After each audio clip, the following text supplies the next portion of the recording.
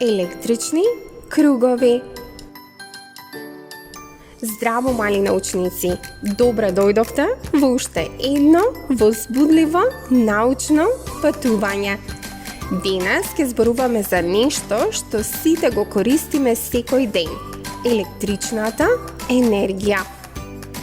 Како светилките светат, како работи телевизорот, како батеријата во телефонот му дава енергија. Сето ова се случува со помош на електрични кругови. Но знаеш ли дека струјата може да биде многу опасна ако не ја користиме правилно? Затоа, на крајот ќе зборуваме и за безбедност со струјата. Што е електричен круг? Замисли си дека струјата е како река која тече низ патека наречена електричен круг. Кога овој круг е затворен, струјата може да тече и да даде енергија на уредите. Но ако некаде се прекине овој круг, струјата престанува да тече и светлото згаснува. Делови на електричен круг.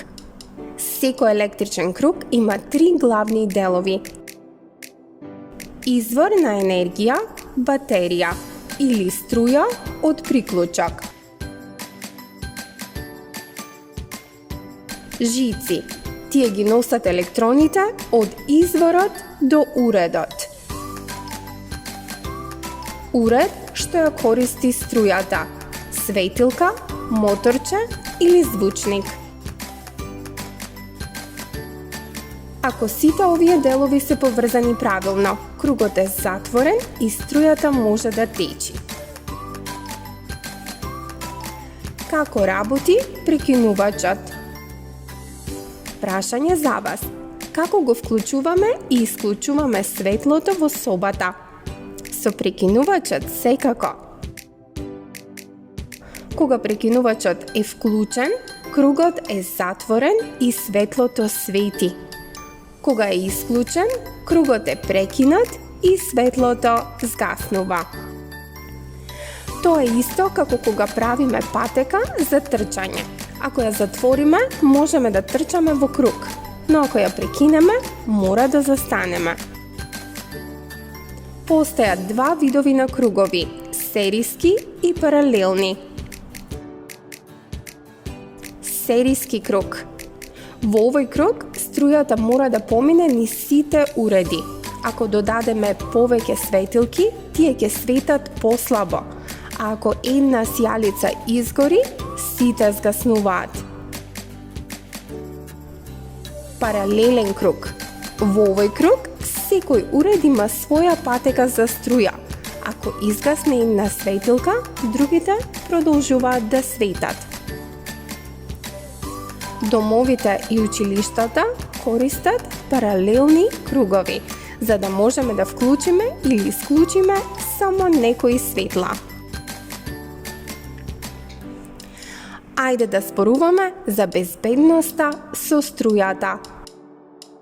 Струјата е многу корисна, но може да биде и многу опасна. Затоа, запомнете ги овие важни правила. Никогаш не допирај оголени жици. Жиците се покриени со пластика затоа што пластиката не ја спроведува струјата. Ако жицата е оштетена и видиш метал внатре, не допирај ја. Ако најдеш скршена жица, кажи му веднаш на возрасен. Никогаш не користи струја блиску до вода. Водата е добар проводник на електрична енергија, затоа не допирај електрични уреди со мокри раце. Не користи телефон или полнач блиску до када или базен. Ако апарат падне во вода, не го допирај, исклучи ја струјата и веднаш повикај возрасен. Не играј со штекери или кабли. Никогаш не туркај метални предмети во штекери. Ако видиш искри од штекерот, веднаш кажи му на возрасен.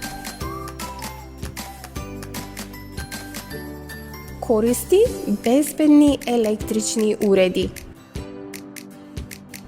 секогаш користи само исправни уреди. Не поврзувај премногу уреди на еден приклучок, зашто може да се прегрее и да предизвика пожар.